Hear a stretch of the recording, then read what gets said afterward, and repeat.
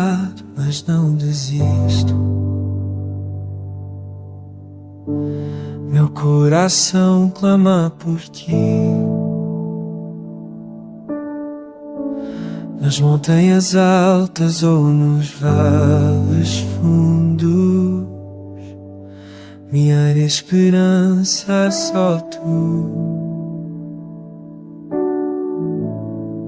Não é na força nem na corrida, mas no silêncio do meu altar, que renovo minha força ao buscar o teu olhar. Esperar no Senhor é voar como águia, nunca se cansar, nunca fraquejar, correr e não parar, andar e não cair, porque Ele me sustenta em todo lugar.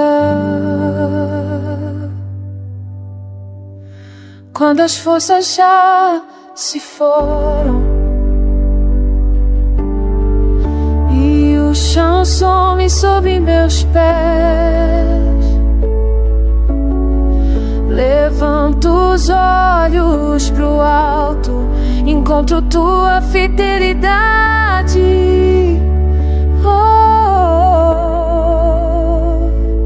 Tu não falhas, não desistas, teu amor me faz seguir.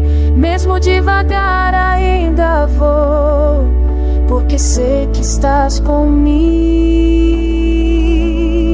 Esperar no Senhor é voar como águia, nunca se cansar, nunca fraquejar, correr e não parar, andar e não cair, porque Ele me sustenta em todo lugar. Renova-me, Senhor, longe com tua paz, com tua luz. Sou fraco, mas teu Espírito é força em mim, é voz. Esperar no Senhor.